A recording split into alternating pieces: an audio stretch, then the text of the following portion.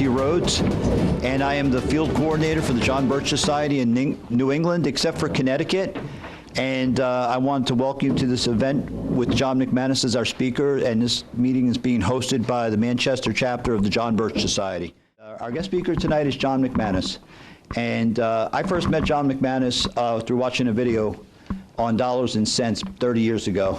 And back then in the John Birch Society, we had two videos. We had him and Robert Welch, and nobody had to tell me what to do. Once I watched those two videos, it was the key ingredient that helped me figure out what was wrong with America.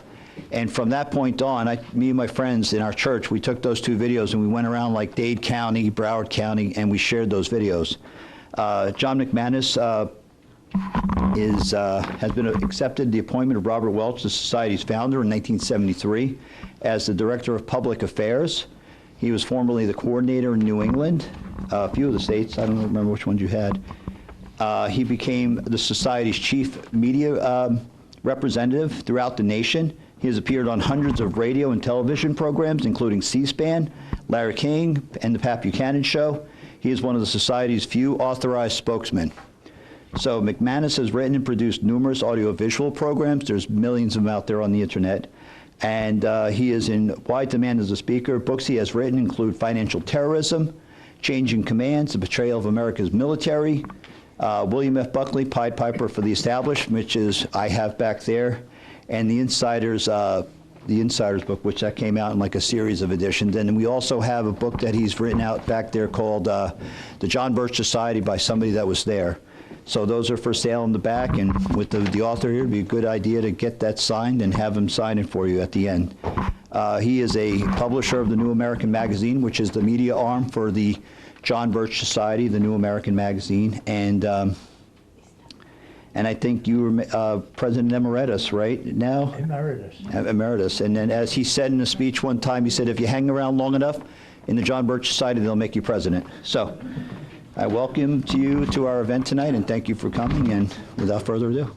Thank you, Matt, and thank you for that nice welcome from all of you. And I should explain that I've always given speeches standing, but when you get to be 88 years old, you can't stand that long. So I asked if they could set up a table and have me talk to you from the table. Is that working? It is, but you have to speak into it.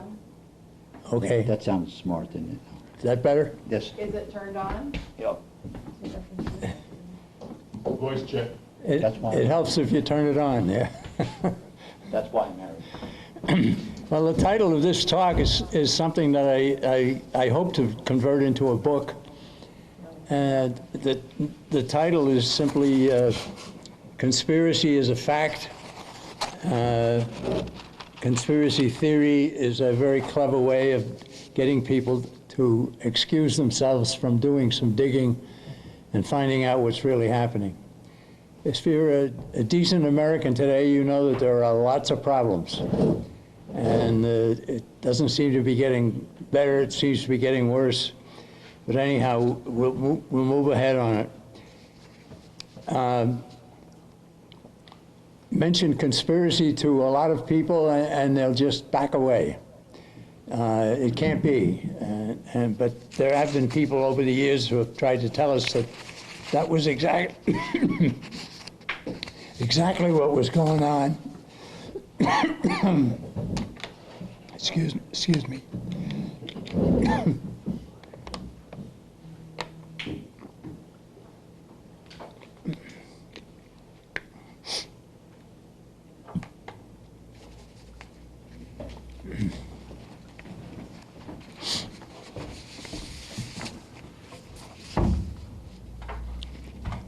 In 1956, the man who was the head of the Federal Bureau of Investigation, J. Edgar Hoover, he gave a talk to the Elks organization. And I ended up seeing it in print. He was warning the American people at the time about a conspiracy. So let me read to you what he said. We must now face the hard truth that the objectives of communism are being steadily advanced because many of us do not readily recognize the means used to advance them. No one who truly understands what it really is can be taken in by it, yet the individual is handicapped by coming face to face with a conspiracy so monstrous he cannot believe it exists. The American mind simply has not come to the realization of the evil which has been introduced in our midst. It rejects even the assumption that human creatures could espouse a philosophy which must ultimately destroy all that is good and decent. Until the American citizen learns for himself the nature of the present menace, communism will continue to be a deadly danger. Now, there are a couple of features of that comment by J. Edgar Hoover that deserve a little bit of. First of all, he called it a conspiracy. The title of my talk here, of course, is Conspiracy Fact, not Conspiracy Theory. I recently found out that after President John Kennedy was slain, the Warren Commission got together to tell the American people what had happened, and it was deficient, very deficient. So right then and there, the CIA instructed the government of the United States to stop referring to a conspiracy and to start referring to a conspiracy theory. And all of a sudden, the New York Times, in a week's time, had used the term conspiracy theory about 8 or 10 times in a single week. And it continues. This is what happens today. So I said to myself not too long ago, we got to explain that conspiracy theory is not something to be laughed at or considered the ravings of a scared American. No, conspiracy theory is not real. Conspiracy fact is real. And that's what J. Edgar Hoover said. He said the nature of the present menace was so widespread that most people couldn't really believe it. And that's very much what we face today in the John Birch Society. I know I've faced it and tried to explain to people that the people who are doing the things that are hurting our country are not dumb. They're brilliant, in fact, and they're brilliant in a wrong sense. So J. Edgar Hoover made that statement, and he made it many times in different places, so on. And then he began to be attacked, and he began to be silenced. He got to a point where he was only allowed to speak to the government once a year, and it had to be a short kind of a meeting, a report of the Federal Bureau of Investigation to the Congress and so on. And it was nice to have a man like him doing that, but it wasn't enough. Well, during the early 1950s, a man named Robert Welch, living in Belmont, Massachusetts, he had been a student of Americanism, a great lover of Americanism, and he decided to try to do something about it.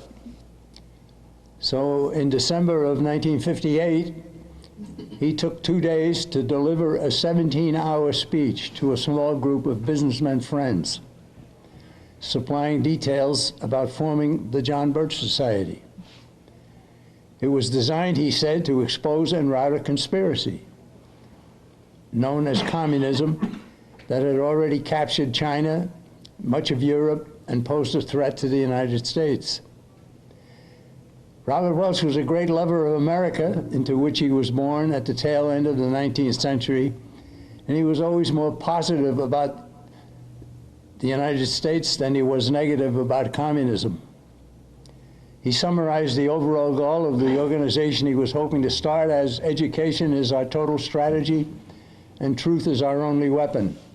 And with repeated emphasis, he stressed that the enemy was a conspiracy.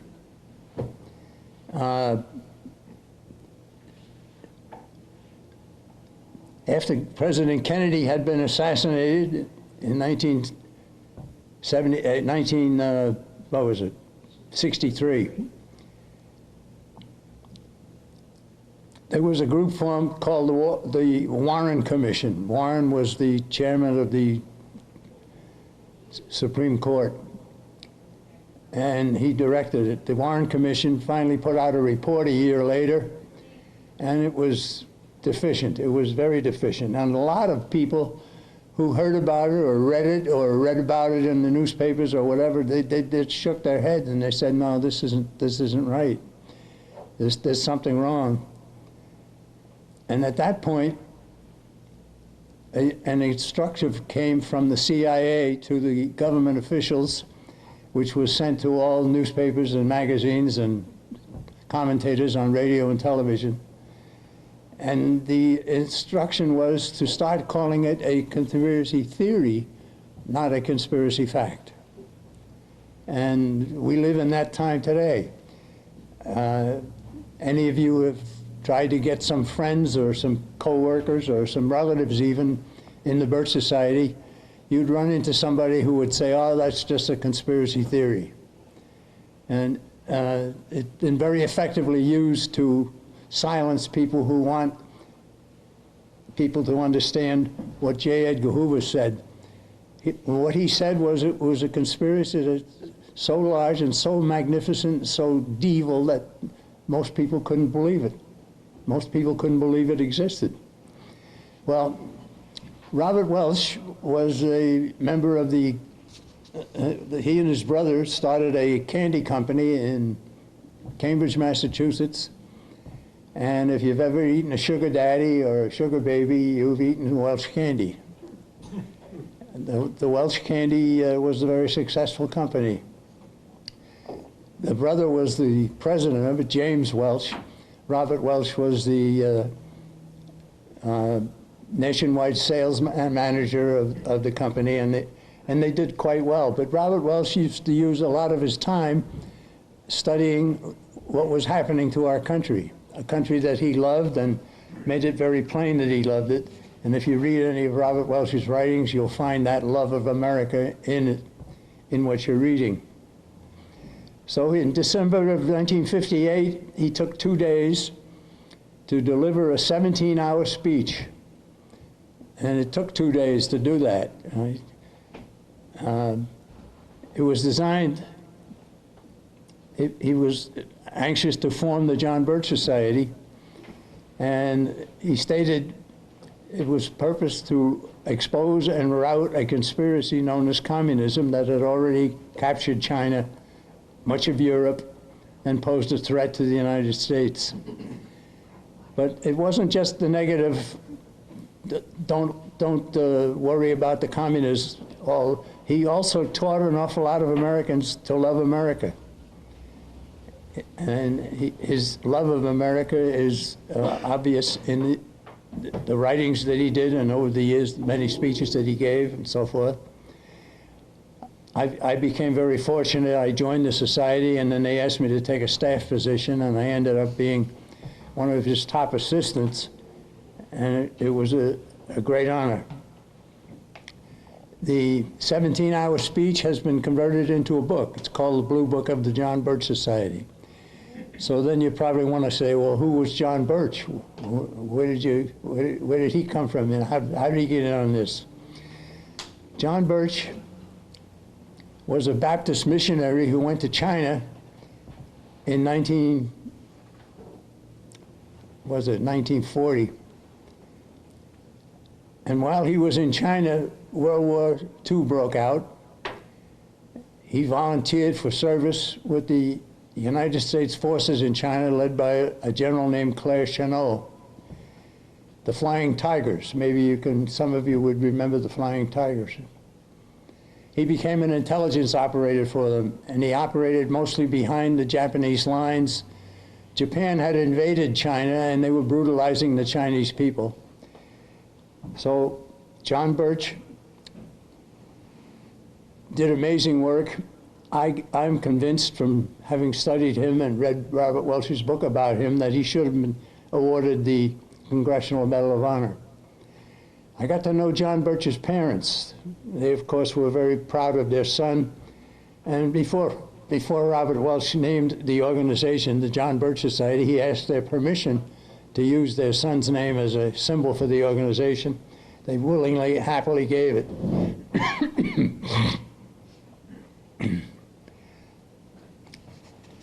Robert Welch had also started a magazine 2 years before he formed the John Birch Society, which happened in December of 1958. So in 1956, he formed a magazine, and in his magazine, which was called American Opinion, in 1966, he introduced the members of the Birch Society to a conspiracy called the Illuminati, something that was born in Bavaria, the southern part of Germany, and it was born about 9 weeks before the American Declaration of Independence got us away from Britain. So the two things came almost at the exact same time. In 1966, Robert Welch wrote an article called "The Truth in Time," which lauded J. Edgar Hoover for his comments about there is a conspiracy and it's got to be opened, it's got to be forced, it's got to be done away with by information. Shine the light of day on a conspiracy and you've destroyed it. And that's what we've always maintained.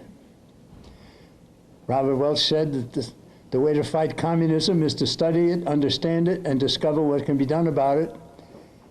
And he said that the Illuminati was the most important part of the conspiracy. In fact, it was the total conspiracy. So it was on May 1st of 1776 that the man named Adam Weishaupt in Bavaria started the Illuminati. That was only a few weeks before the Declaration of Independence from Great Britain was published, 1776. Weishaupt was a college professor. He lived in a town called Ingolstadt, and he recruited a bunch of like-minded individuals, and they initially showed their devilish goals by carrying out the disastrous French Revolution in 1789, from which France has never really recovered. Today, a mere mention of Weishaupt's scheme customarily results in derision, handed out by supposedly well-informed individuals who say that you have a conspiracy theory, you don't have a conspiracy fact. Well, I disagree with that.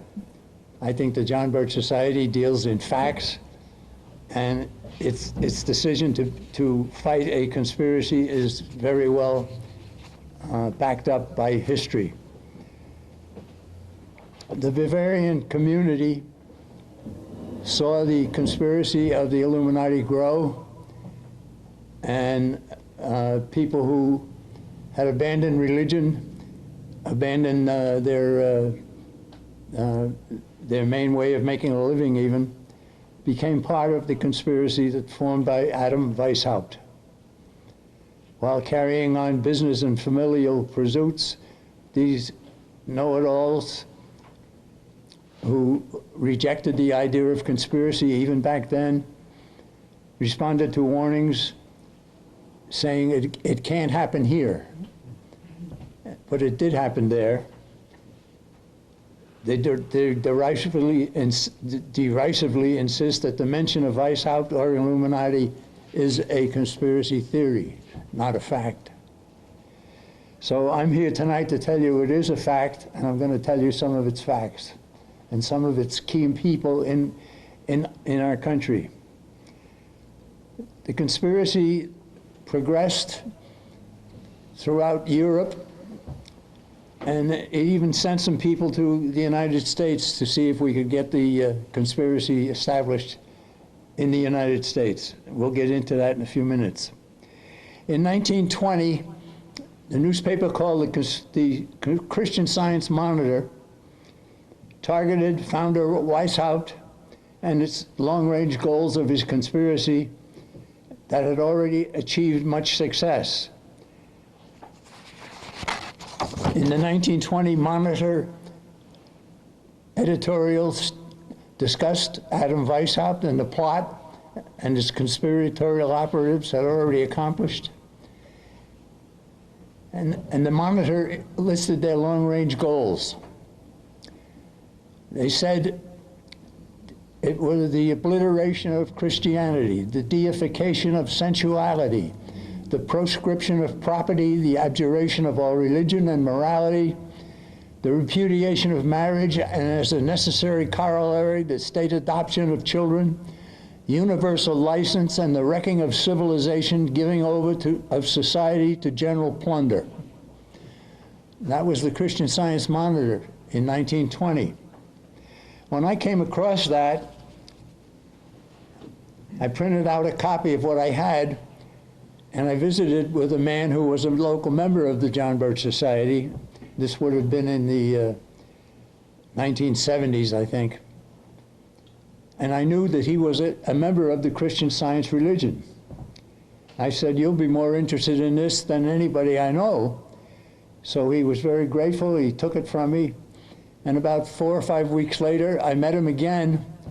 And he told me, he said, "I have done some research and I found out that my father had written that editorial." And he was very happy about that, to know that. Well, that was in 1920 that the Christian Science Monitor had warned about the conspiracy by name, and I just read you a summary of what they said in their article. 1996, several years after the Birch Society had been formed, which was in 1958, Robert Welch had finally decided that he had gathered enough people in the society to be able to handle awareness of this Illuminati business and also have confidence that what he was telling them was important, because they had already joined the Birch Society and they were interested in what he had to say about almost anything. So in November of 1966, Robert Welch published a long article in the American Opinion magazine, which was the magazine of the John Birch Society. And here's what he said. He said, 200 years ago, or during the last half of the 18th century, there were in Europe many secret societies with grandiose dreams of overthrowing all existing human institutions and of rising out of the resulting chaos as the all-powerful rulers of a new world order. Of these groups, the Illuminati, founded in Bavaria by Adam Weishaupt on May 1st of 1776, was undoubtedly the most important of these different groups. But the communist movement is only a tool of the total conspiracy. Now, there's a lot to swallow in that paragraph, so we'll be discussing part of it. That assessment and similar conclusions reached by other realists now regard communism, which is a major force in carrying out the Illuminati's planning, and that communism is not the ultimate enemy facing mankind. In 1848, when a leadership vacancy developed within the ranks of the Illuminati, Karl Marx and Friedrich Engels offered their services to take over and to help to run the Illuminati conspiracy. They were never given the honor, so-called, of doing that, but their Communist Manifesto was later adopted by the conspiracy to take over country after country after country. J. Edgar Hoover warned not about a difference of opinion. He warned about a conspiracy. Robert Welch did the same. This is not a difference of opinion. This is a conspiracy we face. They know what they're doing, and they mean evil.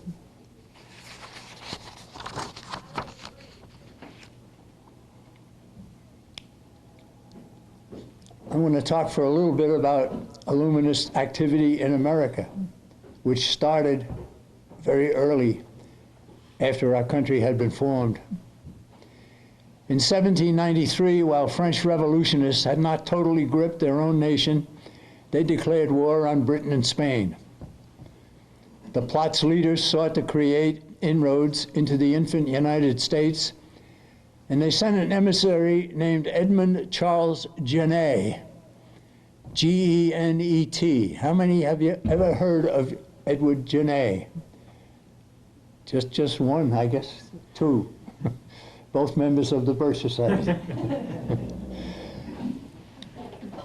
Genet was an emissary of the conspiracy of the Illuminati. He came to America, and instead of presenting himself to President George Washington, as each new emissary customarily did, he went to Charleston, South Carolina, adopted the name Citizen Genet, thereby letting others know that he supported the revolution that had already seized control of his home country, France. He immediately began planning for the use of U.S. ships to attack British vessels supplying the infant U.S. with needed goods. And he welcomed finding Americans who were indicating their wish to aid him in his plans to advance other, yet hidden, Illuminati goals. Eventually traveling to America's capital city in Philadelphia, Genet succeeded in having a vessel from that city attack British ships arriving from Europe. He was trying to hurt America right from the beginning. President Washington responded to such meddling in U.S. affairs by issuing a strongly worded 1794 Neutrality Act to keep America out of the struggle then being waged between France and Great Britain. Our nation's first president then requested France to recall Genet and get him out of America, replace him with someone who shared none of that man's goals. Ever a busy guy, Genet had already visited Kentucky, where he sought to gather a military force whose intended purpose included seizure of faraway New Orleans. He wanted to block commercial usage of the Mississippi River. His continuing efforts targeted British ships engaged in friendly commerce with the Americas. More U.S. leaders echoed Washington's neutrality decision, spoke in favor of having France recall Genet, which was finally done. Leadership in France had changed. It got worse. The moderate Girondin movement in southwest France were forced to give way to the bloodthirsty Illuminati-controlled Jacobins who employed the guillotine to deal with their opponents. Countless thousands, including King Louis XVI, his queen, thousands of Catholic priests and nuns, outspoken or suspected Jacobin opponents, were executed by the very efficient guillotine. Robespierre, whose name became associated with its use, eventually became one of its victims. He was pointed out as an untrustworthy scoundrel by Illuminati leaders. Napoleon Bonaparte was soon chosen by Illuminati leaders as France's emperor, and he lessened the killings by the guillotine, but progress continued, and a worried Genet found himself back in France, where he wisely expected to be harshly dealt with. So Genet reversed his personal plans, abandoned France, returned to America, where he received a pardon for what he had done, and he spent the rest of his life in his newly adopted nation. He married the daughter of New York Governor Clinton, no kin to the Clinton we know about. His wife died young, and then he married a woman named Martha Osgood. Together they raised 5 children. Genet became a prosperous farmer living in upstate New York, where he separated himself from all political activity. He died peacefully of natural causes in 1834. He went from being an actual creator of several incidents prompted by the Illuminati designs for America to be a reasonably prosperous U.S. citizen. Genet's reversal demonstrated both the evil determination of the Illuminati conspiracy as well as the humane willingness on the part of America's leaders to forgive one of its significant former foes. Illuminati activity, however, continued even without Genet, as other agents of his plotting sought to disturb America's hard-won independence. By 1794, President George Washington saw a need to send federal troops to central and western Pennsylvania to put down an insurrection formed after the U.S. government had levied a tax on beer and liquor. The troops found French flags flying over some of the local courthouses. History recorded that the short-lived incident known as the Whiskey Rebellion, President Washington claimed the ruckus to be the first formidable fruits of the democratic societies, and by that he meant the Illuminati, whose members were also known as Jacobins, a label later employed by John Jay, our nation's first Supreme Court Chief Justice.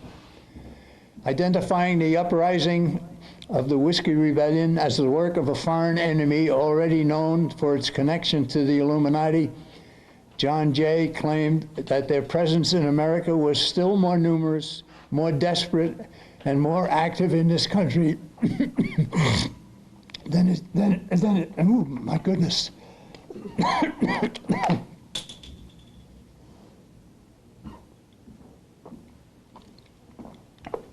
You got to put fuel in your car and you got to put water in McManus, huh?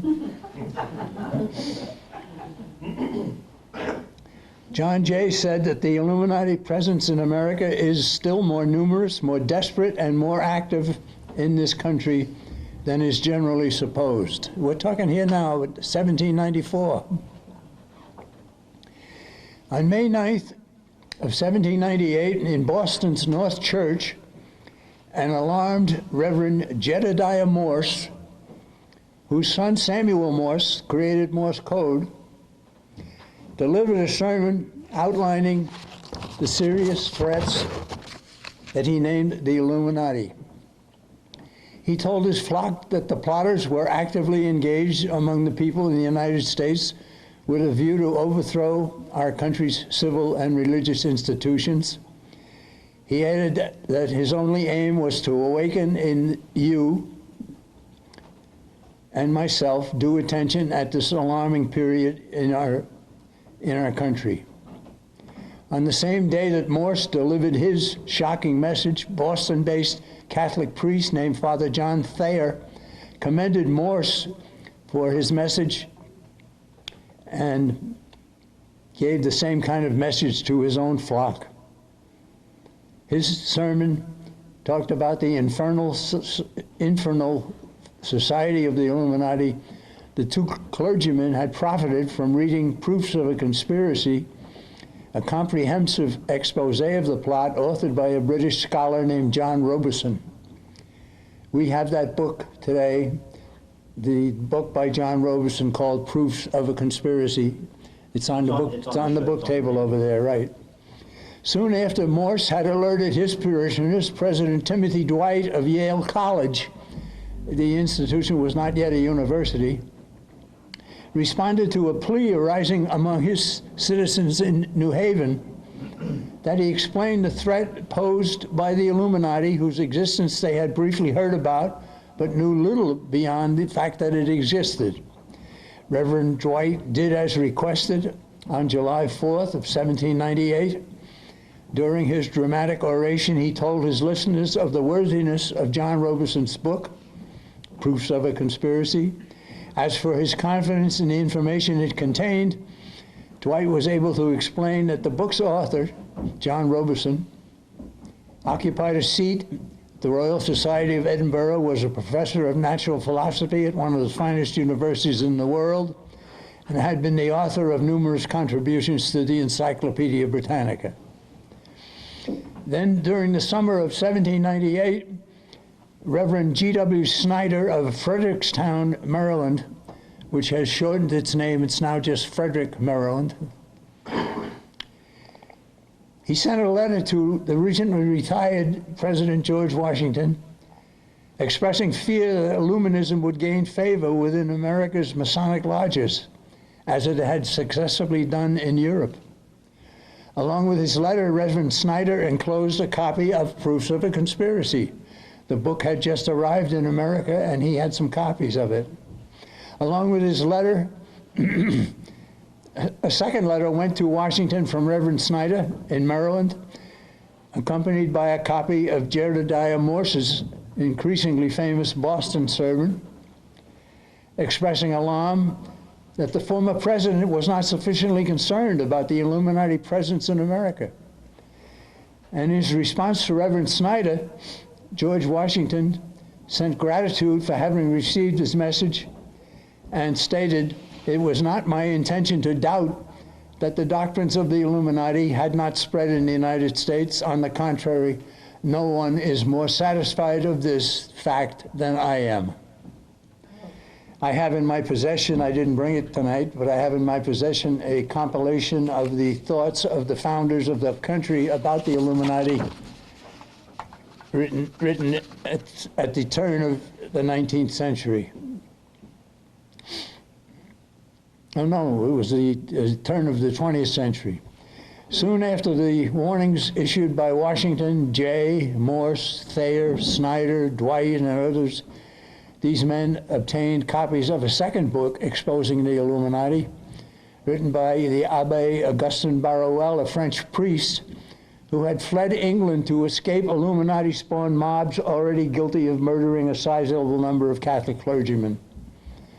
Memoirs illustrating the history of Jacobinism is what he called his book. It was 800 pages long, a more comprehensive view of the crimes and plans of the Illuminists, especially what had occurred during and after the 1789 disastrous French Revolution. Robinson and Barruel, who had both written books about the Illuminati, never met, but the information they supplied in their important books contained no contradictions. As the 18th century drew to a close, exposure to the Illuminati plans to establish a following in America continued. Several famous Americans, including John Thomas Jefferson and Benjamin Franklin, originally saw no threat in the increasingly feared organization. Their names had already been used by Illuminists in hopes of building additional allegiance to the Weishaupt-created plot, but several warnings about what the Illuminists had done in France and other portions of Europe alarmed to many Americans and kept Jefferson and Franklin from affiliating with the Illuminati. Early in 1815, Andrew Jackson led a successful military resistance against what Edmund Genet had originally proclaimed to take over New Orleans. Andrew Jackson led a successful military resistance against the plans to close the port of New Orleans, which would have crippled a lot of American commerce. He raised the military force and successfully during the final battle of what historians generally refer to as the War of 1812. The victory that Jackson won kept the Mississippi River open for mid-American commerce, and as surely widely known, he later won an election as the 7th President of the United States. Let's go back over to France. What happened in France? Estimates of the number of casualties of the 1789 French Revolution and its several years of bloody aftermath vary greatly. There were no reliable body counts, but France's Louis Blanc later claimed that as many as 300,000 people had perished. Others claimed fewer victims, but all who sought such a statistic have been brought to an awareness that the sinister goals of the uprising in Paris were being carried out beyond France's borders. After formally welcomed fewer than 10 into his far-reaching Illuminati plot on May 1st of 1776, and that's a curious date.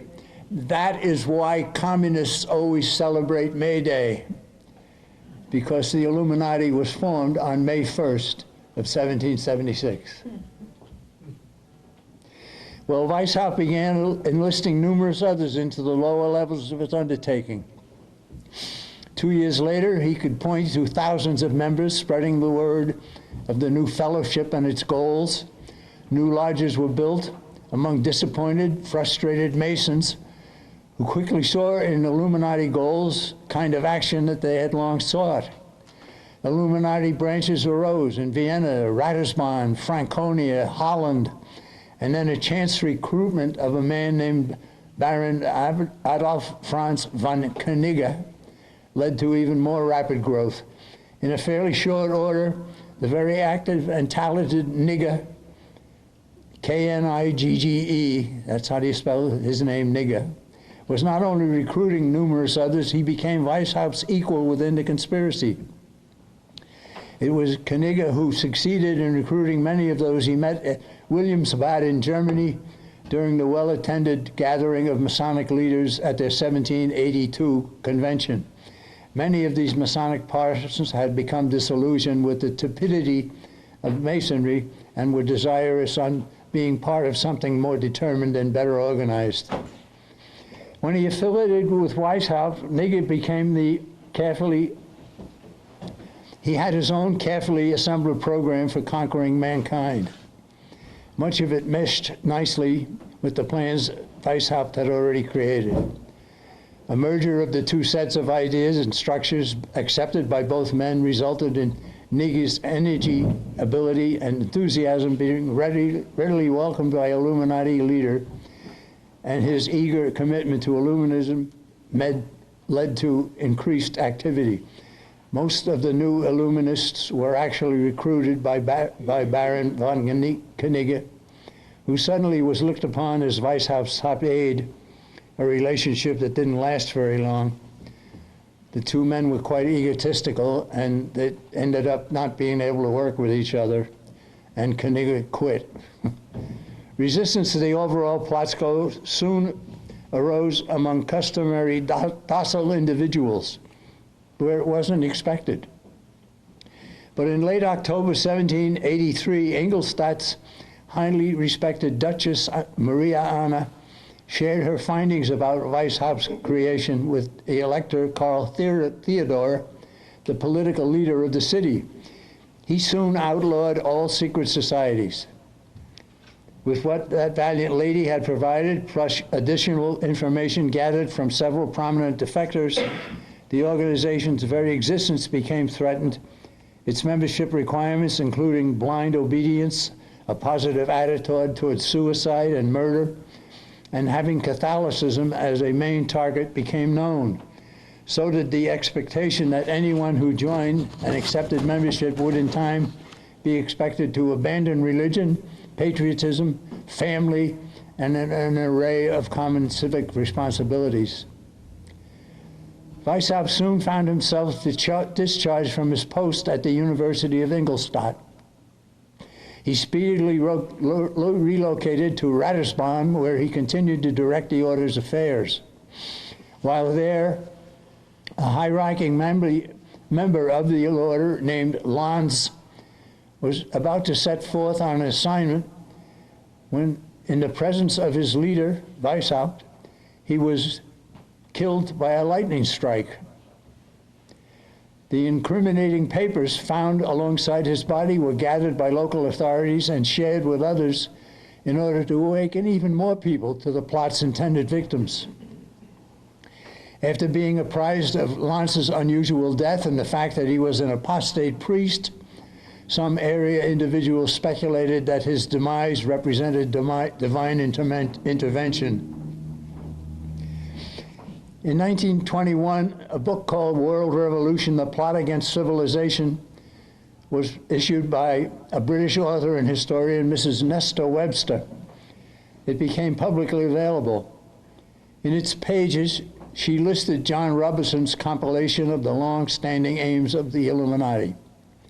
In summary, those aims included abolition of monarchy and ordered government, abolition of private property, abolition of inheritance, abolition of patriotism, abolition of all religion, abolition of the family, marriage, and all morality, and the institutional education of children by the government.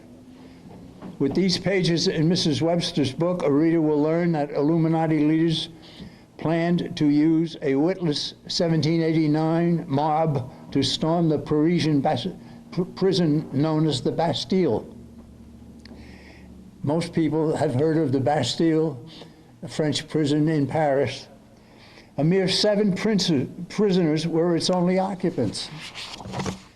The purpose of the event had nothing to do with the fate of the 7. It was designed to test the ability of the plotters to create a mob and then use it for the order's goals. The plot succeeded. In early plans, they intended to abolish the French monarchy and install Illuminist members in the national government posts. King Louis XVI and his queen Marie Antoinette were not only unseated, they were assassinated. With those steps successfully achieved, the plotters soon had the French mob shouting "Liberté, égalité, fraternité" as their motto. Very few understood that its inherent contradiction, as they chanted it then and continue to shout it today. Of course, it should be easily recognized that liberty and equality cannot exist side by side and should be understood as opposites. Good opposites, but opposites. If all humans possess liberty, surely some will outperform others and rise above being equal with everybody else. In order to create his desired New World Order, Weishaupt claimed that mankind's existing beliefs and habits had to be cast aside and religion had to be replaced by reason. Once the dominant rules that had long guided the people, especially those commonly established in the family life, were replaced by reason, where everyone would be considered part of the universal happy family. Essentially, harmless practices, customs, and an array of life's normal practices, especially those arising from religion and family training, were cast aside, so that the people would become confused and willing to accept new thinking about life's basics. Important members of Weishaupt's new system were required to adopt alternate names for themselves. Weishaupt became Spartacus. One of his earliest recruits became Cato. Other members of the plot adopted such names as Diomedes, Ajax, Scylla, Pluto, Philo. In like manner, new names were given to prominent cities. Nestor Webster pointed out that Munich became Athens, Ingolstadt emerged as Ephesus, Heidelberg was named Utica, Bavaria would be called Achaia. As for morality, Weishaupt admittedly admired the strictures and training within the Jesuits' Catholic order, a regimen he knew well from his youth and former employment at Ingolstadt Catholic University. He knew what that Catholic religious order had accomplished throughout the world, but he cited the determination of rabidly anti-religious Voltaire, who famously employed ridicule to undermine what the Church's apostles had accomplished. Voltaire said, "I am tired of hearing it said that 12 men sufficed to establish Christianity, and I desire to show that it requires only one man to pull it down." That's your Voltaire. Weishaupt applauded Voltaire's lifelong determination to destroy religion, and attacking, undermining Catholicism became an important step toward fulfillment of the order's overall goal. Having succeeded in gaining political control over Paris after 1789 storming of the Bastille, Illuminati personnel target virtually everything in its war on mankind's traditional freedom. Some seemingly minor changes forced on the people may today seem inconsequential, but the months of the year were renamed. January became Dimma. February became Venma. Mrs. Webster also noted for the letters of the alphabet, a new code of figures were constructed. They just tried to destroy everything that they could rebuild in their own liking.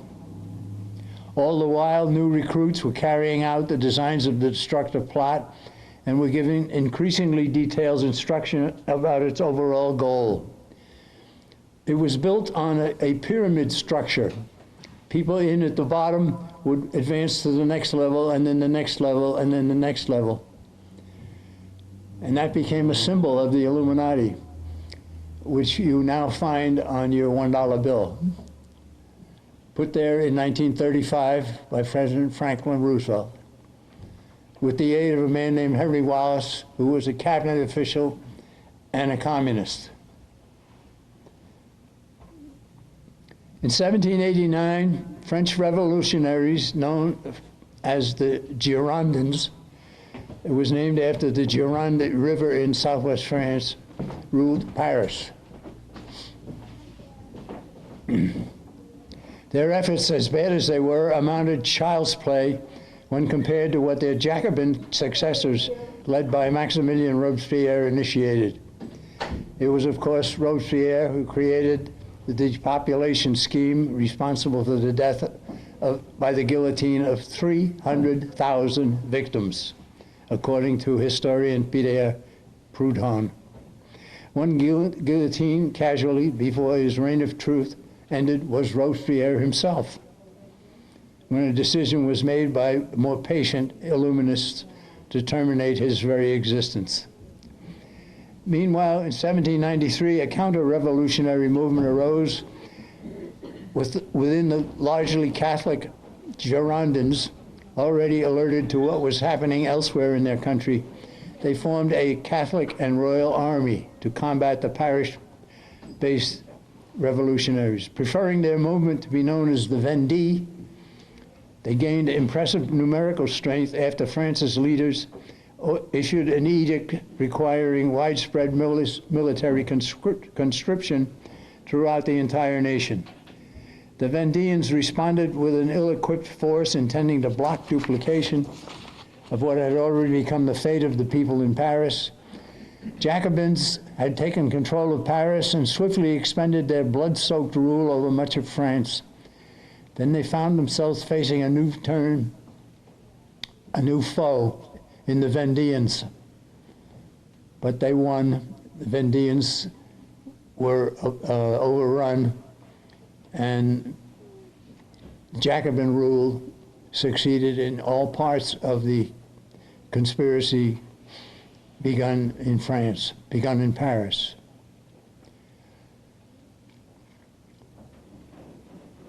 The Vendéans tried again and again to rescue their portion of France from the grip of the conspiracy, but they didn't succeed. Approximately 170,000 who were identified as anti-Jacobin partisans were slain over the years. The bloodshed was continuing, and finally the leaders of the Illuminati decided to stop the bloodshed, and they turned to France's Napoleon to be the new emperor of France. It was during the latter years of the 18th century and into the early 19th, Illuminists had gained many recruits throughout much of Europe, even while its disciples managed to spread rumors that the plot no longer existed. Its numbers grew in Holland and in Belgium and France and Spain and Italy and Switzerland, Sweden and Russia, and especially in Germany, where financial support from Prussia's Frederick II provided the plotters an important name and needed funding. Anyone who insists today that no such threat exists in America or in England need only ask himself a question. What part of life or what worthy tradition guiding most of America 50 or 100 years ago isn't under serious attack today? And the answer to your question would be, nothing has escaped attack. Nothing.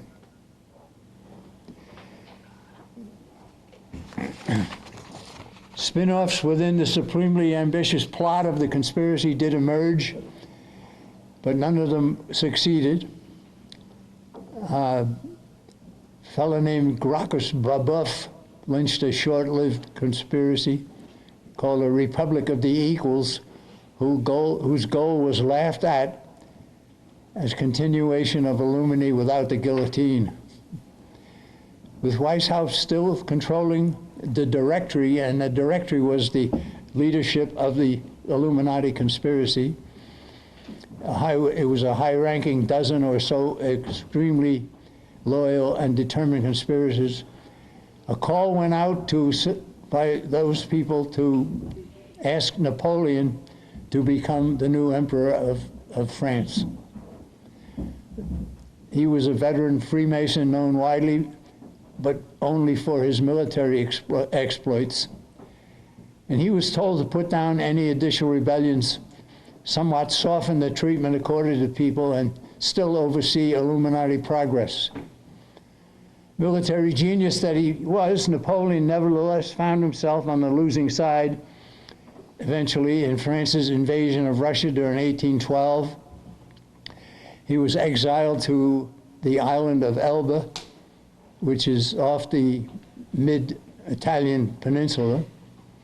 And he lived there luxuriously for less than a year, returned to Paris, and then suffered defeat in his final military campaign in the 1815 battle near Belgium, Waterloo in Belgium. At that point, the conspiracy's leaders had endured enough of Napoleon, and they did nothing to prevent the wary British officials, the victors at Waterloo, to dispatch the defeated militarists to a prison in the faraway South Atlantic island of St. Helena. There was probably no better place on earth to put Napoleon than in this isolated bit of land from which escape would be extremely difficult, if not impossible. While only 51 years old, he died as a prisoner in that remote island in 1821. In his extremely valuable 1798 book entitled Memoirs Illustrating the History of Jacobinism, Abbé Augustin Barillel cautioned readers against believing that the plot had been exposed and even destroyed when Napoleon served as France's emperor. The priest stated, "You thought revolution ended in France, and the revolution in France was only the first attempt of the Jacobins. In the desire of a terrible and formidable sect, you have only reached the first stage of the plans it has formed for that general revolution, which was to overthrow all thrones, all altars, annihilate all property, efface all law, and end by dissolving all society." That 1798 warning of Barillel should be repeated today, even in America. But the secrecy at the top of this still existing plot against civilization, combined with the ever-growing practice of creating new or newly named organizations to reach its aims, has always posed problems for those who wanted to resist the plotters.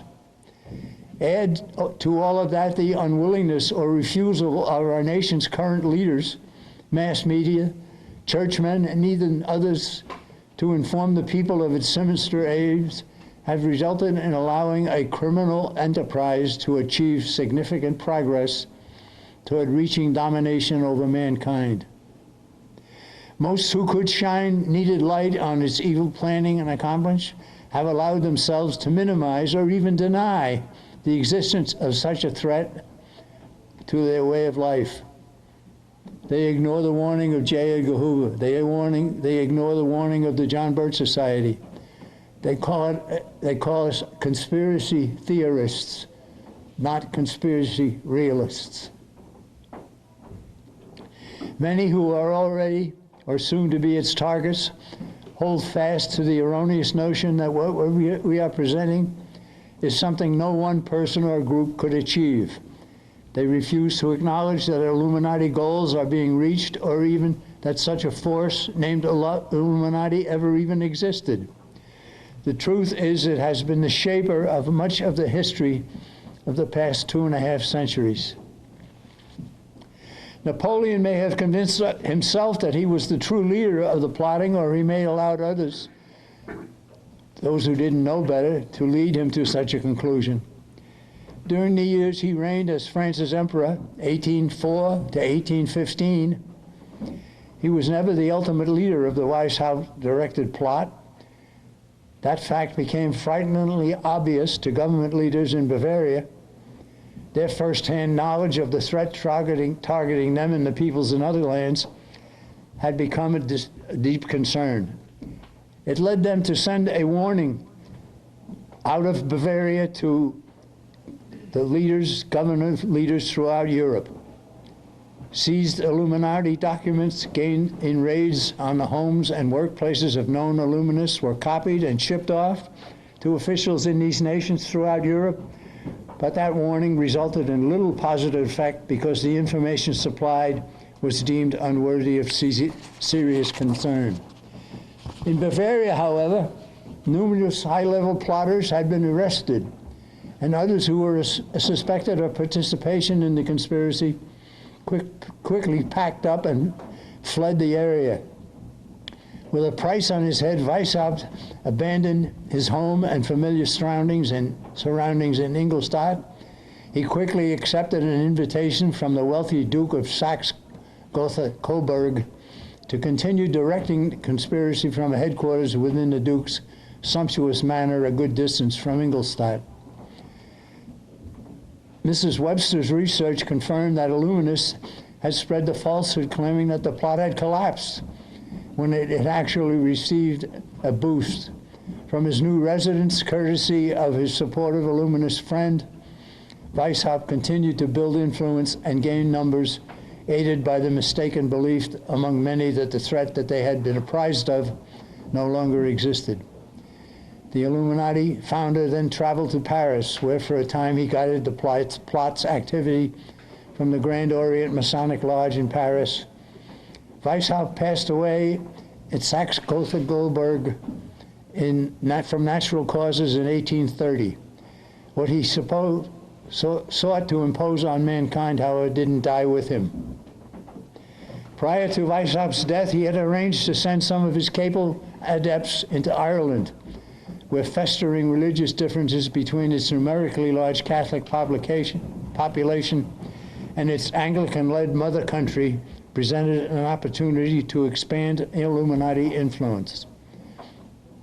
Spreading atheism as a preliminary goal, the evil genius recognized oppression of Ireland's Catholics by the British enforcers that had already led to the formation of an organization called the United Irishmen, whose members from its outset were mostly practicing Catholics.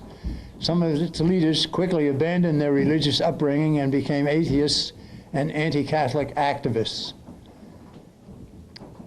Then in Scotland, in 1885, a Catholic priest named George Dillon supplied details about the successful Illuminist penetration of the United Irishmen and others in his important book called The War of Antichrist with Church and the Christian Civilization.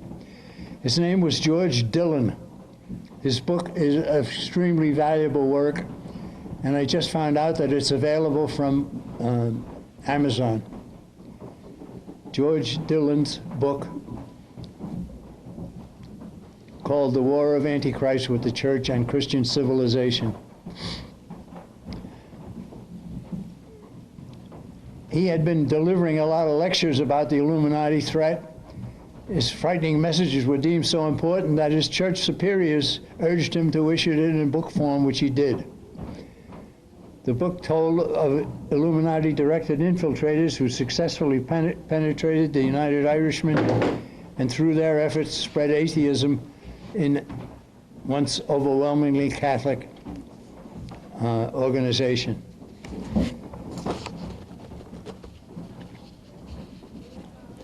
Weishaupt had passed away in 1830, and the leadership of the Illuminati went to a French nobleman whose name was Nubius.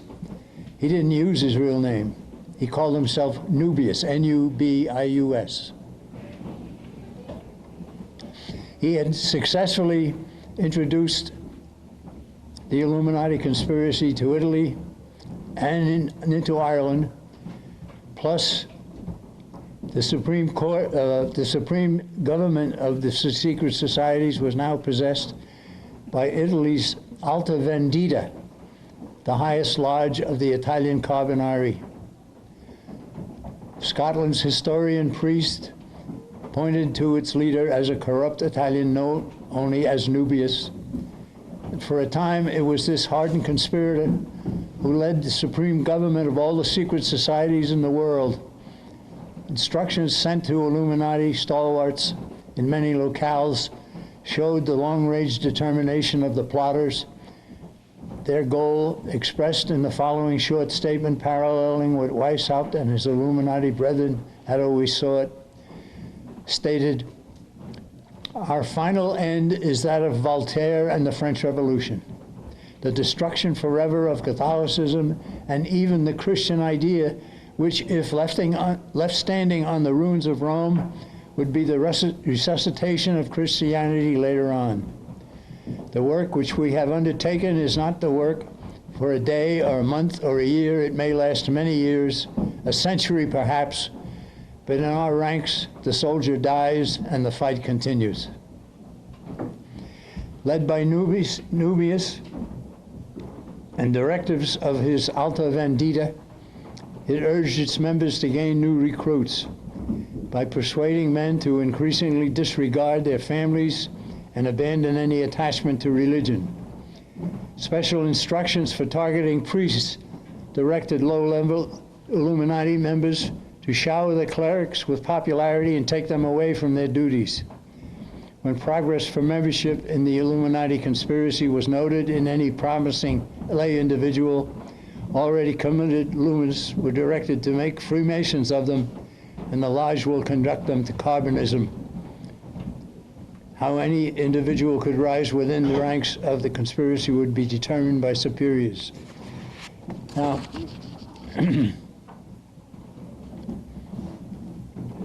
during the reign of Nubius as the conspiracy's leaders, carefully concocted plans were created to subvert the population's various standards. Education of youth became an important goal, and the results of such a plan were devastatingly successful.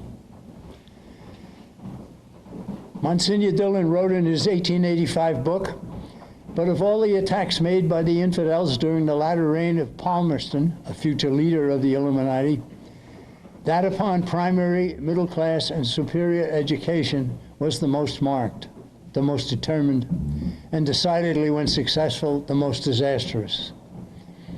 It is since notorious that all high schools over which they have been able to obtain influence, students have been deprived of religion, taught to mock and hate it, allured to various courses, and have been placed under professors without religion or morality.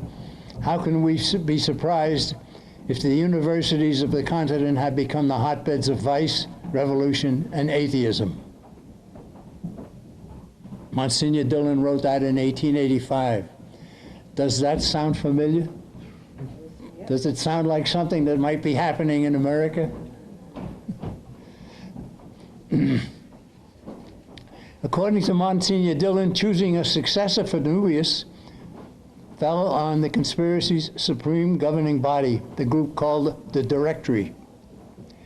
While these deeply committed Illuminists were impressed by the successes achieved by Italy's Carbonari and their Irish allies, the deliberations descended into an internal struggle between competing factions, each of whose leader favored his own choice of tactics.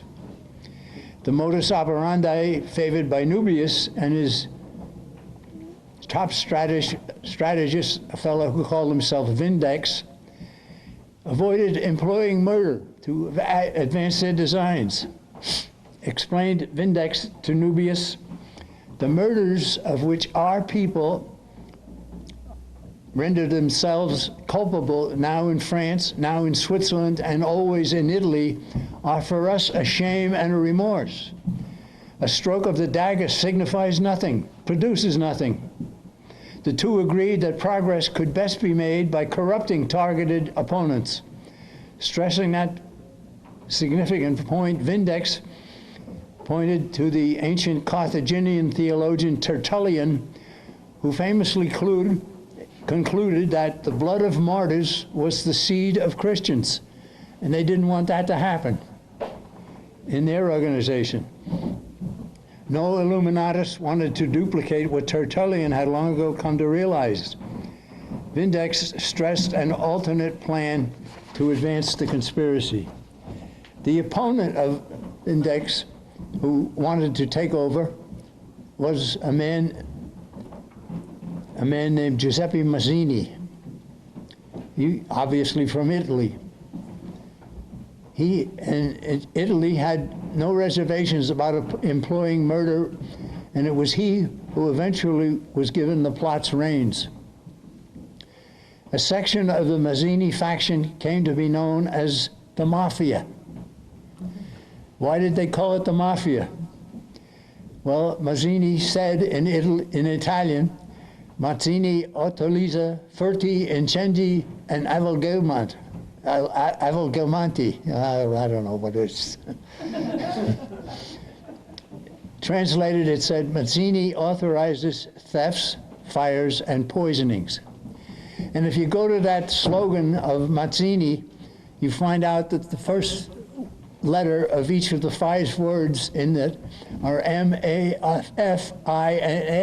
Mafia. The murder-approving degenerate named Mazzini also favored relying on military-style activities, something he employed when he assumed command of the ever-dangerous and ever-growing conspiracy. In 1837, Nubius had cunningly directed the conspiracy's progress for close to a decade, but he was found dead, the victim of a poisoning, and Monsignor Dillon and others believed Mazzini was the killer. No one was never named as the killer of Nubius, but the door was open for Mazzini's eventual but not immediate elevation. First came Britain's John Temple Lord Palmerston as the successor to Nubius. And Monsignor Dillon began chapter 17 of his important 1885 book, confessing his own surprise at the rise of Britain's Lord Palmerston to ultimate conspiratorial leadership. The cleric historian openly told of having erred for a time about the plot's new supreme leader because Palmerston's temperament did not appear to fit the pattern for the role.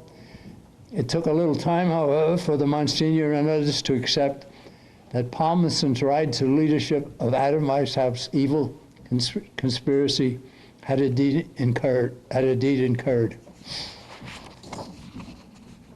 Palmerston was born in Great Britain in 1786. He affiliated as a young man with his nation's Conservative Party. At the tender age of 23, he became war minister in the cabinet of the Duke of Portland in 1830. He switched his political membership to the Labour Party, where he won appointment as Foreign Secretary in the administration of Prime Minister Earl Grey. Dillon pointed to his using that post to have the British government side with the Masonic program for revolutionizing all of Europe. His efforts in that post had managed to upset governments in Spain, Portugal, Naples, and northern Italy's Papal States. I'm going to skip over a lot of this and get to the fact that Mazzini, back in Italy, had actually formed a military operation, and he was targeting the Papal States in northern Italy.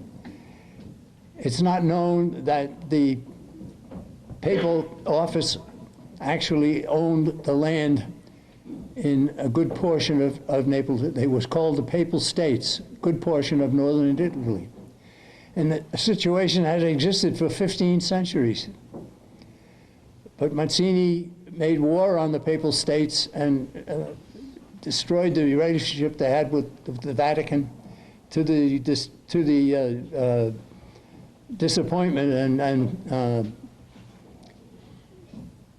opposition of the people in the Papal States and the Vatican itself. But Mazzini was determined. He and a man named Garibaldi had accomplished seizure of the Papal States away from the Catholic Church's influence. Now,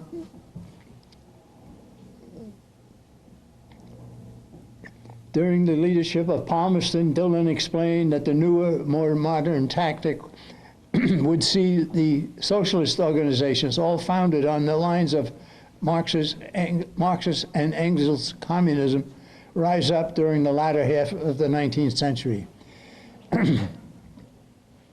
After Palmerston had died, there was no known successor to lead the Illuminati.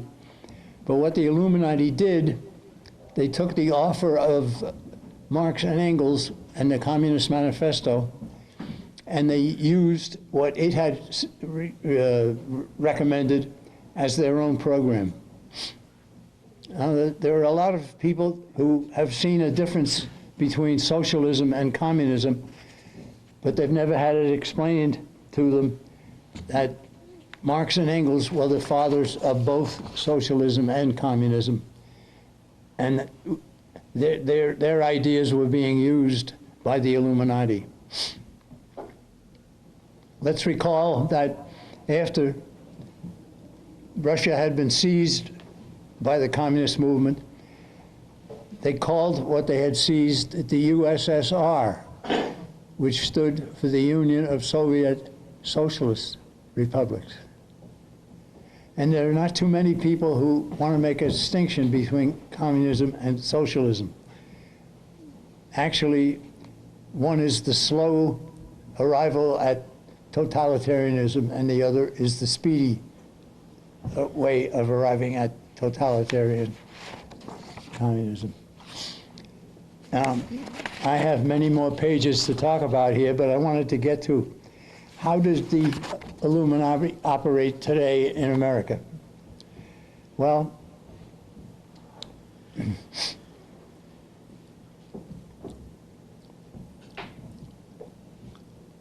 let's talk first about the accomplishments of Franklin Roosevelt. There was a book published in 1913 by a man named Edward Mandell House, who was a socialist from England who lived in Texas and had been responsible or the director of four victories over the leadership of Texas, the governorship of Texas. 4 in a row. He was behind it. He was a political operative who helped 4 different people become governor of Texas. He wrote a book in 1920. No, it was in 1913. I've forgotten the name of the book. Help me. Philip Drew Administrator. Philip Drew Administrator, right. I gotta get to some of the back pages of this.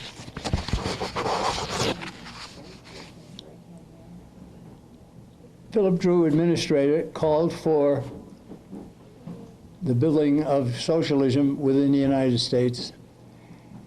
And after the book was published, Franklin Roosevelt's mother, who was a friend of Edward Mandell House, the author of this book, gave a copy of it to Franklin, who immediately went on a 2-day a long weekend vacation to read the book.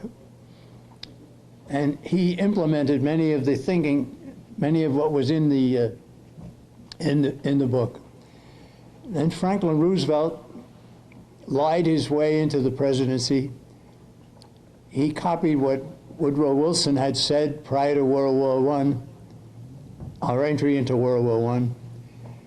He told the American people over and over again, your boys, your sons, and your husbands are not going to have to fight in the European war that's already underway, World War I, which started in 1914, and he had to run for re-election in 1916. So he repeatedly told the American people, we're not going to get involved in World War I, all the time planning to get involved in World War I. With his close aide and mentor, Edward Mandell House. So Roosevelt knew about what was called for, and what was called for was a new world order. And so Roosevelt lied his way into getting America involved in World War II. Before that, he had somewhat treated the depression that came upon America, that he was somewhat responsible for.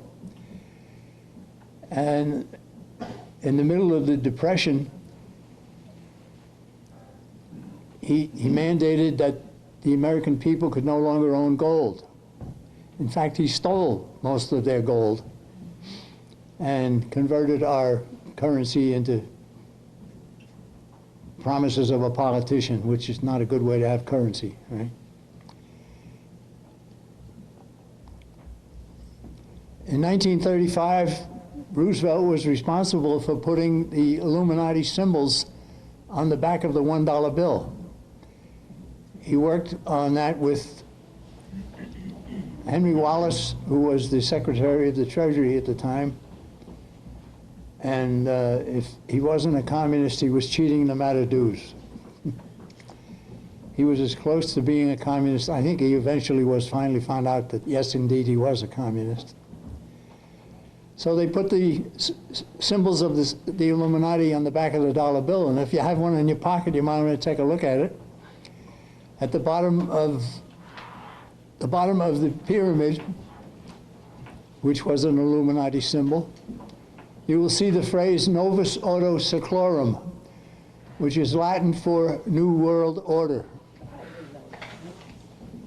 Above it, you will see the all-seeing eye, which is the pinnacle of the conspiracy's pyramid. You'll notice at the bottom of the period the Roman numbers that add up to 1776. Not for the 4th of July, 1776, but for May 1st of 1776, which is when the Illuminati conspiracy was hatched. You'll also see the slogan, Novus Ordo Seclorum, New World Order.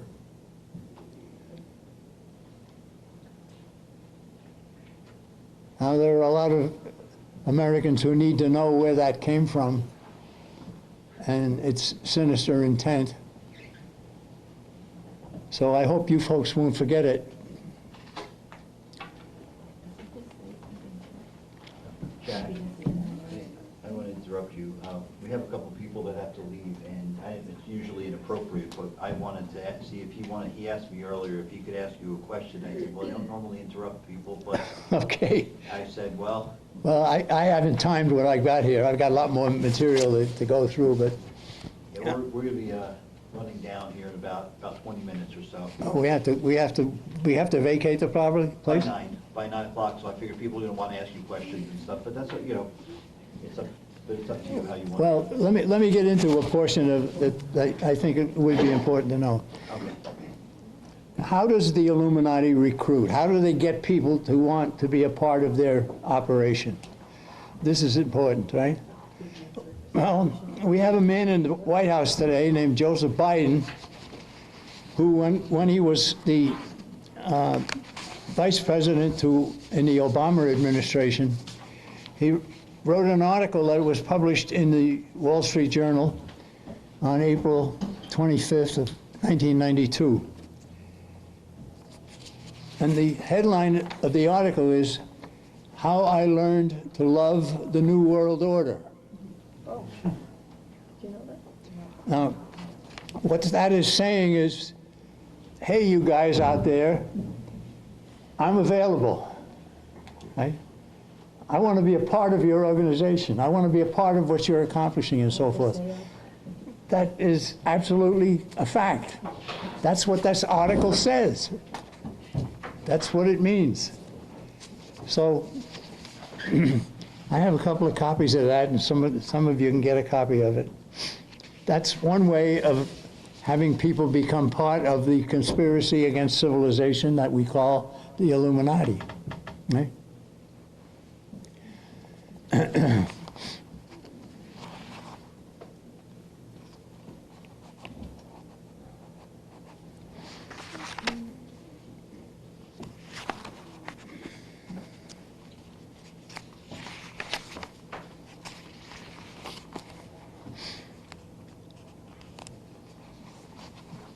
In the late 1800s, no, the late 1700s it was,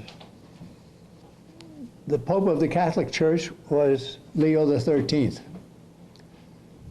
And he was a guy that was respected by all Catholics and is still respected today by good Catholics. He died in 1903. At the consistory to elect a successor, the leading candidate was Italy's Cardinal Rampolla. He was the reigning Secretary of State and had been 16 years a veteran cardinal.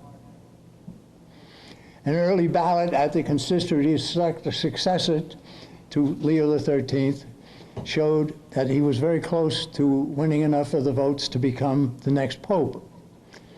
When Polish Cardinal Jan Puzina told several cardinals that the Archduke of Franz Joseph wished to exercise his veto power over Rampolla. Now, the head of the Holy Roman Empire at that time was a very influential Catholic, and he had been given that privilege by previous popes. He couldn't name the pope, but he could say, don't let this guy become pope. Okay? And that's what he did at the consistory that was held in 1903 when Leo XIII had passed away. Well, Rampolla and his allies among the cardinals objected, but they never won enough votes to be elected. Instead,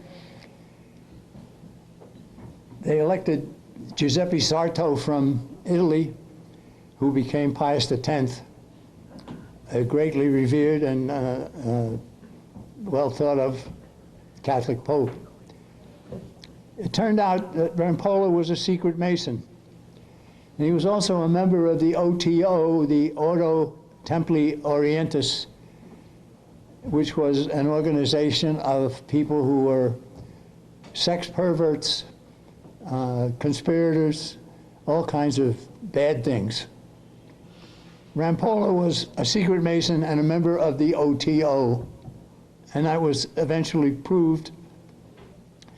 And OTO members were all commissioned to do what you could to destroy the Catholic Church.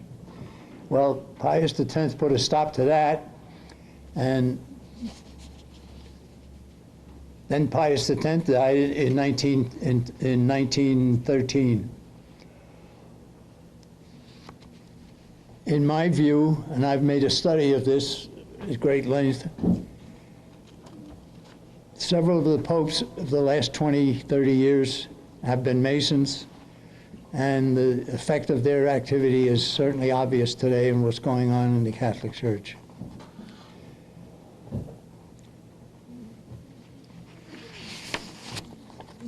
Let's talk for a couple of minutes about Winston Churchill. In October of 1914, he was named First Lord of the Admiralty in England, still a young man. Britain needed the United States in World War I.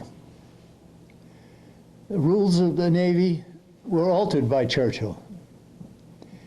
Remove the ship's name from the ship, fly a flag of a neutral country, and so forth.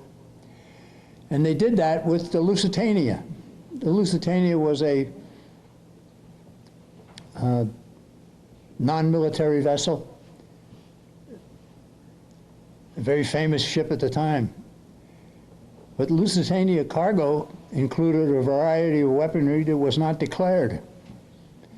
600 tons of explosive material, 6 million rounds of ammunition, unknown quantities of other munitions. The German government tried to get ads published in the United States in newspapers, 50 of them in fact, warning people not to travel on the Lusitania because it was a warship. That's what they said. And of course, it was all being denied by England, by Winston Churchill, and so forth. Well, the Lusitania was finally attacked by the Germans and sunk.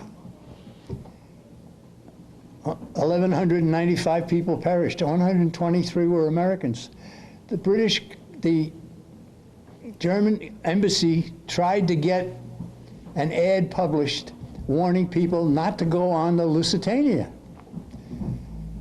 And 50 newspapers were contacted, and only one of them published the ad. It was the Des Moines Register.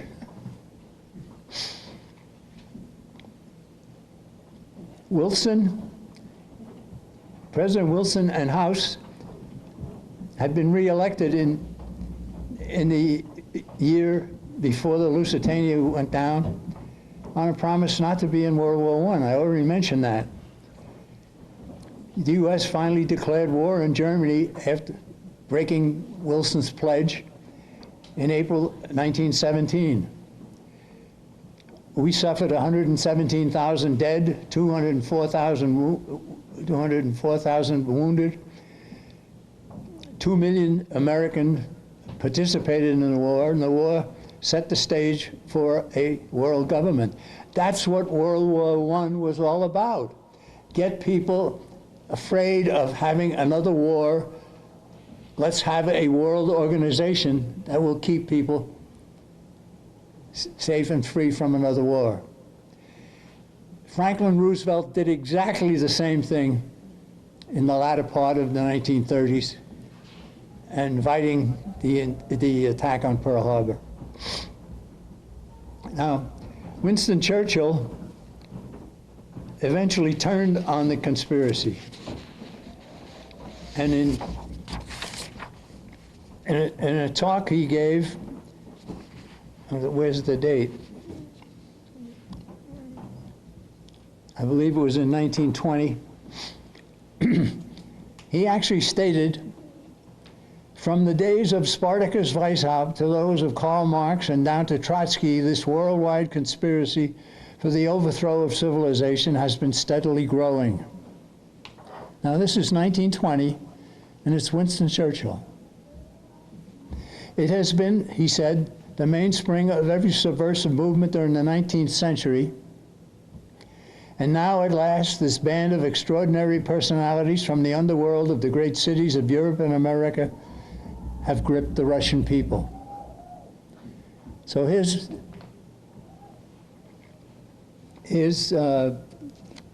Winston Churchill stating truth, actual truth. Well, was he part of the conspiracy, or was he not part of the conspiracy? I believe he was not, and he wanted to have people expect that he wasn't.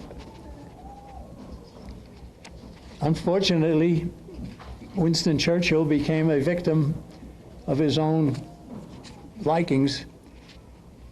There's a book that has recently come out in England which talked about his excessive gambling and his love for alcohol, and the fact that he was always heavily in debt, and that he was bailed out of his indebtedness by unknown people who were able to control him from then on. Sad to say.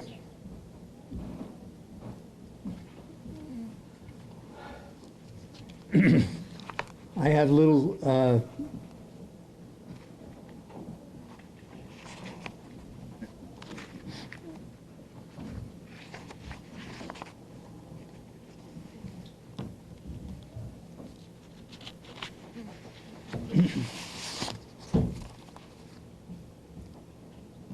I could spend a whole half an hour or an hour talking about Pearl Harbor and what happened in 1941, and the fact that President Roosevelt knew that the Japanese were coming. They had broken the codes of the Japanese.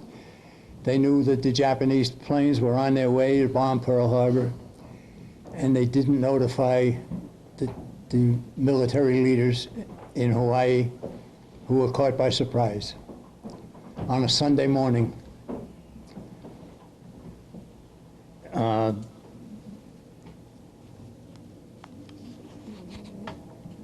Roosevelt had promised that he would not get us into World War II, and he was making plans all the way to. Why did they want us in World War II? Same reason that they wanted World War I, was to set up a world government. Happily, the United States Senate refused admission to the League of Nations. We never did get involved in the League of Nations. And that was a close vote in the U.S. Senate. After World War II had been fought and the tremendous losses of life and fortune, the American people were much more ready to try the new United Nations as it's being proposed. The author of the United Nations Charter was an American named Alger Hiss, a government official who was later found out to be a secret communist the whole time. If you read through the Charter of the United Nations, you find that it spells danger for any member to be involved in that. And of course, we're so heavily involved in it that we're its chief financier, and we follow the UN's directives and so forth. We have now turned over our military to UN oversight, which is obvious when you look at what happened in Korea. The Korean War started in 1950 when North Korea invaded the South, which was anti-communist. North Korea was a communist enclave even then. The North Korean forces were sweeping down the Korean peninsula and were getting close to being able to proclaim that they had taken control of the entire South Korea.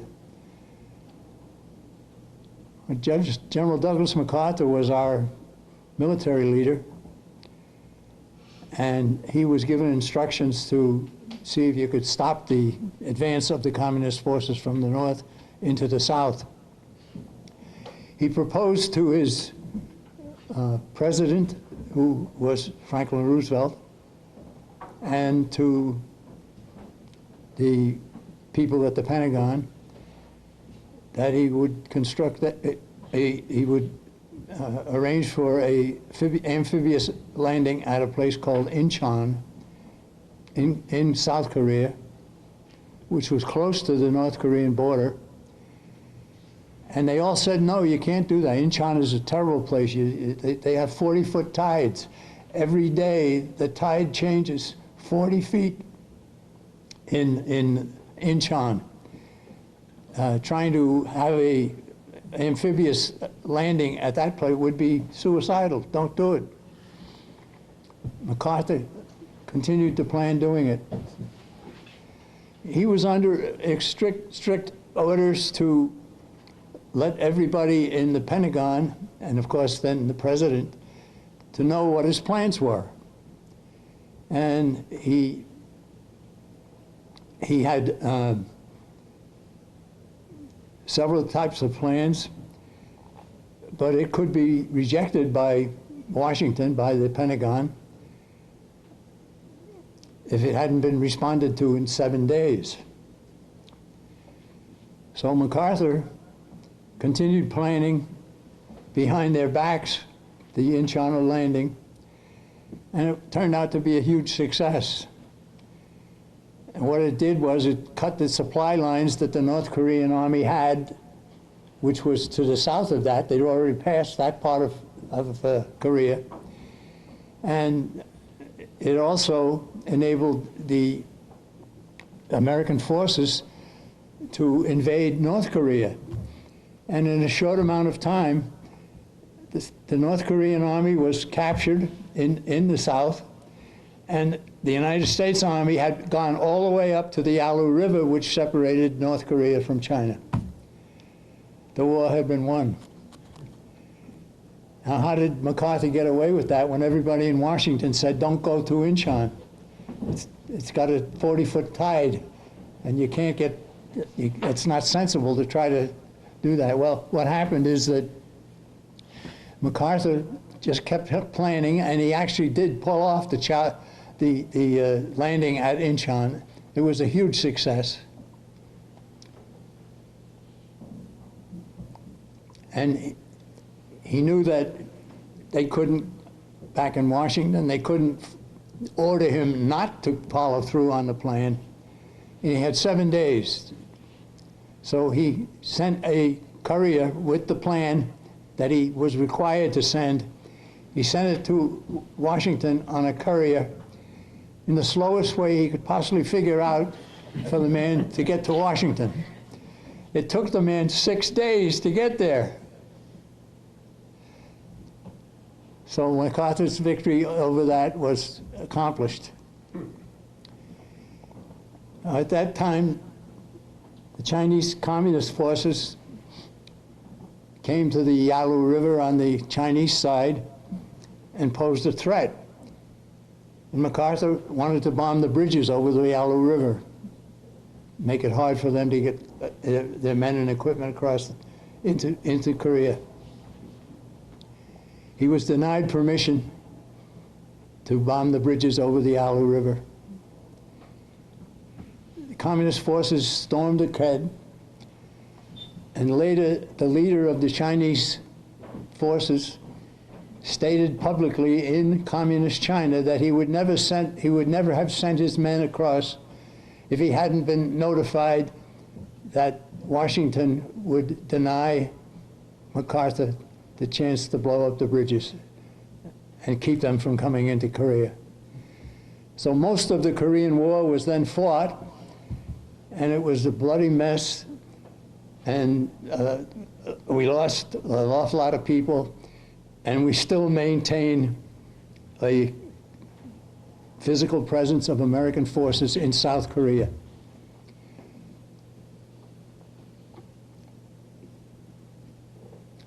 The Chinese general who led the communist forces into that part of the war said that he would never have sent his men across if he didn't know that MacArthur would be restrained. Well, it took about a year for President Truman to fire MacArthur. When you want to do something like that, you always wait a while so people will forget what happened, and you can fire him and not have to pay a price for it. The Korean War was fought under authorization never given by the Congress of the United States. If you go to the Constitution of the United States, and I have a copy of it here, you'll see that only Congress can declare war. Only Congress can get us into war. And that has been denied. They asked President Truman, where are you getting the authority to send troops into a battle situation like this? And he said, well, it's not war, it's a police action. I can remember that very vividly, even as a boy. So we fought that, and then we had that was fought under NATO.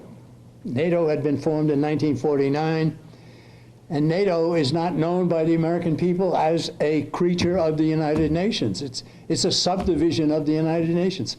Articles 51, 2, 3, and 4 of the United Nations Charter talk about forming regional organizations, and NATO is one of the ones that was formed. It was formed in 1949. One of its chief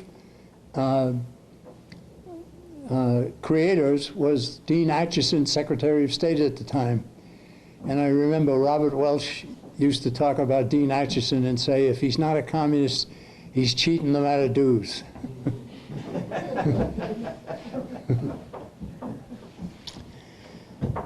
So here we are now, where we've violated a very important part of the Constitution of the United States, that only Congress can send our troops to war. And we went from Korea to Vietnam, which was formed under SEATO, which is, of course, another regional arrangement formed under the United Nations, which requires all the nations involved, if they're going to be involved in any military activity, to tell the United Nations beforehand what they intend. Before you take military action, you must notify the United Nations of your plans. Right?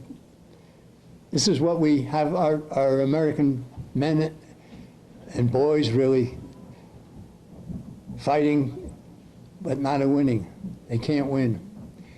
I found out that Barry Goldwater had put in some of the rules of engagement of the American military forces in the Vietnam War, and I got a copy of it out of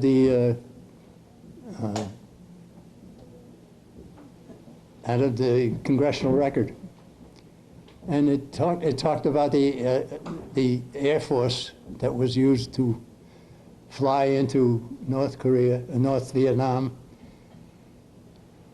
And it told them that they couldn't attack a plane that was on a highway if it had gone 100 yards to the left or to the right of the highway. It couldn't do this, it couldn't do that, it couldn't do that, and something else, and something else, and so on. And our Air Force, with good American pilots, would see a target that they could hit, and they were forbidden to hit it. So we lost the Vietnam War. Then we had another war in Iraq, and then we had another war in Afghanistan. We haven't had a war that we won since 1945, before the United Nations was formed. Ever since we've been in the United Nations, we have to fight under United Nations rules, and our leaders don't tell the American people that, but that's what's happening. And Robert Welch knew about that. Many, many times he published the fact that here's what the United Nations is up to. We've long had a program in the John Birch Society, get us out of the United Nations. Bravo. You're in favor. Good for you. I'd like to see us get out of NATO. Well, if you get out of the United Nations, you're out of NATO by it's same situation. Yeah.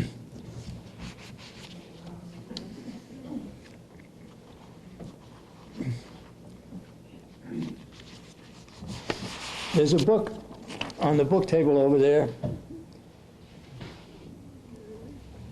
It's called, it's an examination of a man that I called the Pied Piper, a man named William Buckley. Ah, yes. And it's his history. I became a conservative reading Buckley's new magazine.